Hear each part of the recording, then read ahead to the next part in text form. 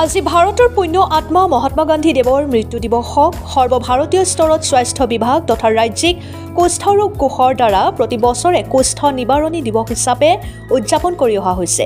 গান্ধীজীৰ আদৰ্শ সন্মুখত ৰাখি আজি 30/1/2025 কামাখ্যা নগৰ উন্নয়ন কমিটিত খেলপথাৰত কামৰূপ জিলা কুষ্ঠৰোগ কোষ আৰু ৰাজ্যিক কুষ্ঠৰোগ কোষৰ সহযোগত কুষ্ঠ নিবাৰণী দিৱস উদযাপন কৰা হয়। উক্ত দিৱসৰ উপলক্ষে সভাৰ আৰম্ভণিতে গান্ধীজীৰ চিত্ৰৰ সন্মুখত বন্তি প্ৰজ্বলন আৰু পুষ্পাঞ্জলি অৰ্পণ কৰা হয়। উক্ত অনুষ্ঠানত উপস্থিত থাকে JTDHS অসম ডাক্তৰ দুলাল চন্দ্ৰ Medhi, JTDHS Kamrup doctor Uday Shankar Medhi, Kamrup ZLO doctor পূৰবী শইকীয়া লগতে কামৰূপৰ 10 গৰাকীকৈ কুষ্ঠ ৰোগী উপস্থিত থাকে। এই অনুষ্ঠানত কুষ্ঠ ৰোগীসকলক সম্বৰ্ধনা জ্ঞাপন কৰাৰ লগতে একোটি খাদ্যৰ টোপোলা প্ৰদান কৰা হয়। 30/1/2025 পৰা 13/2/2025 কুষ্ঠ নিবাৰণী পষেক হিচাপে চলি থাকিব। এই অনুষ্ঠানৰ লগত সংগতি ৰাখি কামাখ্যা নগৰ উন্নয়ন কমিটি তথা কামৰূপৰ স্বাস্থ্য বিভাগৰ কৰ্মীসকলৰ সহযোগত এটা শোভাযাত্ৰা কৰা হয়। লগতে কুষ্ঠ ৰোগৰ প্ৰতি সমাজত চলি থকা অপপ্ৰচাৰ তথা অপযশ নিৰ্মূল কৰিবলৈ এখনি বাটৰ নাট প্ৰদৰ্শন কৰা হয়। সদশেষত শপত বাক্য পাঠ কৰি অনুষ্ঠানৰ সামৰণি কৰা হয়। Bureau' report Arunoday Assam. কৰিব নালাগে যে নামে পৰিছে ভণ্ড বাবা মোৰ ওচৰত আহিলে হল চুলিটো ঘূৰাই দিম চুলিৰ বিকে নাথাকিব। জয় মা কালী আহি যা মা ঐ মা আহি যা বাবা ওচৰৰ পৰা নকবি অলৰেডি 10টা আছে ঘৰে একো নহয় বাবা অকণতে আহি অকণমান গেট ৰখাম বাৰু এনেকে এচিষ্টেণ্ট কৰোতে মোৰ ঘৰত 10টা মাইকী আছে। বাবা সেইবোৰ বাদ দিয়ক খবৰ এটা আনিছো। কি খবৰ লৈ আহিছে?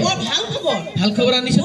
যোৱাবাৰতে ভাল খবৰ বুলি কৈ কিনে ৰাইজৰ মাজত মোৰ পিঠিখন পাতি দিছো। এবাৰ ভালে খবৰ কি এইখন পিঠিখন মই চৰকাৰী পিঠি পাইছো নেকি?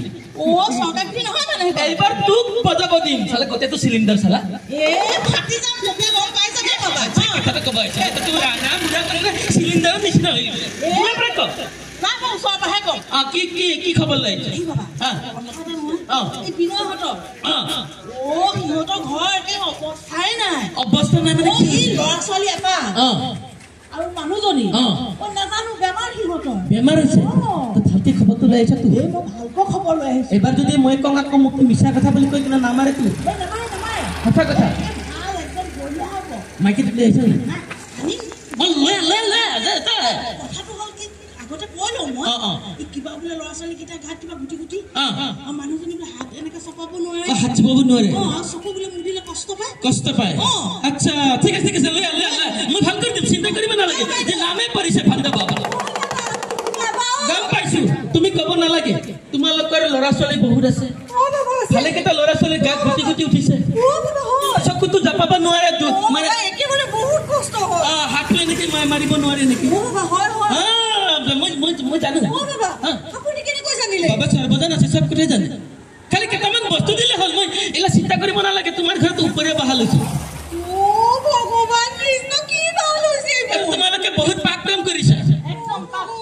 এইটো পাপৰ ফলত হয় আৰু ওপৰে লাগিলে তেনো এনেকুৱা হয় চিন্তা কৰিব নালাগে যে নাম পাৰিছে অসমৰ এইটো মূৰৰ পৰা সেইটো মূৰলৈকে চিনি পায় কি কৰিব লাগিব এতিয়া কেইটামান বস্তু দিলে হ'ল কলা মাটি দিলে হ'ল মাটি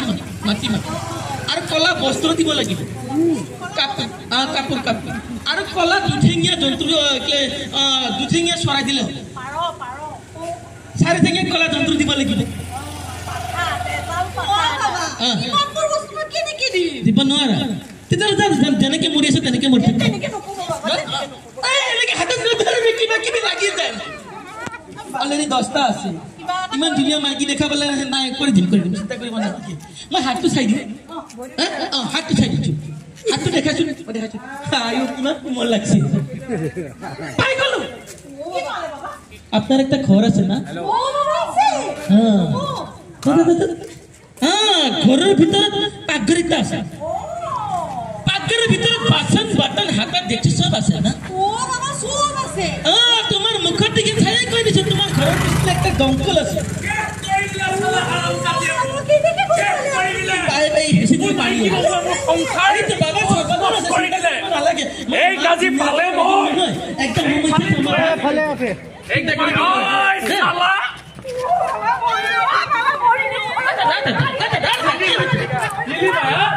নীলিমা তোক মই এখন বিচাৰি বিচাৰি ঘূৰি ঘূৰি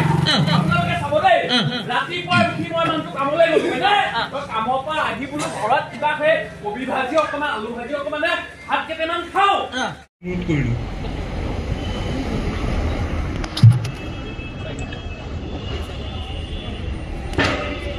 আজি সভাৰ সভাপতি প্ৰভাস দাস ডাঙৰীয়া লগতে আমাৰ ইয়াৰ সমাজকৰ্মী সুভাষ পল অমিতাভ নাহক স্বপন পাল আৰু উপস্থিত আমাৰ চিকিৎসক বন্ধু বান্ধৱীসকল আৰু সুস্থ ৰোগৰ লগত জড়িত আমাৰ চিকিৎসা কৰ্মীসকল আৰু উপস্থিত আমাৰ সুস্থ ৰোগীসকল আৰু লগতে উপস্থিত আমাৰ ANM বা অন্যান্য আশা কৰ্মী আৰু লগতে ৰাইজ আজি এইটো আমাৰ কাৰণে এটা এনেকুৱা দিন যিটো দিনত আমি শ্বহীদ দিৱস হিচাপে মহাত্মা গান্ধীৰ মৃত্যু দিৱস হিচাপে পালন কৰোঁ আৰু ভাৰতবৰ্ষত এইটো কুষ্ঠ নিবাৰণী দিৱস হিচাপে পালন কৰা হয় আৰু পৃথিৱীৰ অন্যান্য ঠাইত এইটো 4th ছেটাৰডে যিটো 4ৰ্থ ৰবিবাৰ জানুৱাৰী মাহত সেইটো দিনত পালন কৰে কিন্তু আমাৰ ভাৰতবৰ্ষত যিহেতু আমাৰ মহাত্মা গান্ধীয়ে যিটো সময়ত কুষ্ঠ ৰোগৰ কোনো চিকিৎসা নাছিলে আমাৰ ইয়াত পুৰণি যিসকল বয়োজ্যেষ্ঠ ব্যক্তি আছে তেখেতসকলে গম পাব কেনেকুৱা অৱস্থা আছিলে মানুহক আঁতৰাই পঠাইছিলে আৰু সেই সময়ত মহাত্মা গান্ধীয়ে নিজ হাতে যিটো সময়ত চিকিৎসাই নাছিলে মহাত্মা গান্ধীয়ে নিজ হাতে শুশ্ৰূষা কৰিছিলে এইটোলৈ মহাত্মা গান্ধী বহুতে বেয়াও পাইছিল যে আমাৰ আশ্ৰমত আমি মানুহবিলাক আছোঁ তাতে আকৌ কুষ্ঠ ৰোগীবিলাক আনে সেইকাৰণে মহাত্মা গান্ধীক সমালোচনা কৰিছিলে বেয়া পাইছিল আমি যেনেকৈ বেয়া পাওঁ কুষ্ঠ ৰোগী থাকিলে আমাৰো মনত তেনেকুৱা ভ্ৰান্ত ধাৰণা এটা আছিলে কুষ্ঠ ৰোগ মানে বেয়া আৰু এনেকুৱা ধৰণৰ কিন্তু লাহে লাহে এই ধাৰণাটা মহাত্মা গান্ধীৰ যেতিয়া চিকিৎসা নাছিলে তেতিয়া মহাত্মা গান্ধীয়ে এইটো মানুহৰ মাজৰ পৰা আঁতৰ কৰিবৰ কাৰণে যত্ন কৰিছিলে আৰু সেইকাৰণে মহাত্মা গান্ধীৰ মৃত্যু দিৱসৰ লগত সংগতি ৰাখি আমি ভাৰতবৰ্ষত কুষ্ঠ নিবাৰণী দিৱসটো পালন কৰোঁ আঁতৰাই নি সমাজখন সুস্থভাৱে আমি গঢ় দিব পাৰোঁ আৰু লেপ্ৰচি নিৰাময় কাৰ্য যিটো ভাৰত চৰকাৰে 2027 চনৰ ভিতৰত লৈছে যে leprosy eradication programme national leprosy eradication programme এই 27 চনৰ ভিতৰত যাতে আমি ভাৰতবৰ্ষৰ পৰা এটাও লেপ্ৰচি ৰোগী নথকা কৰিব পাৰোঁ সেই উদ্দেশ্য আগত ৰাখিয়ে এই প্ৰগ্ৰেমটো কৰা হৈছে আপোনালোক সকলোৰে নিজৰ নিজৰ এৰিয়াত গৈ তাৰ যিসকল স্বাস্থ্যকৰ্মীৰ লগতে জনসাধাৰণ আছে জনসাধাৰণৰ মাজত সজাগতা আনি এই কুষ্ঠ বা লেপ্ৰচি ৰোগটো যাতে আমাৰ সমাজৰ পৰা নোহোৱা কৰিব পাৰে সেই উদ্দেশ্য আগত ৰাখি আজি এই সভাখন আহ্বান কৰা হৈছে সভাৰ উদ্দেশ্য ব্যাখ্যা এইখিনিয়ে আৰু আমাৰ বিশেষজ্ঞসকল আছে তেওঁলোকে এই বিষয়ে আপোনালোকক ঠিকমতে ক'ব এইখিনিয়ে মোক ক'ব লাগে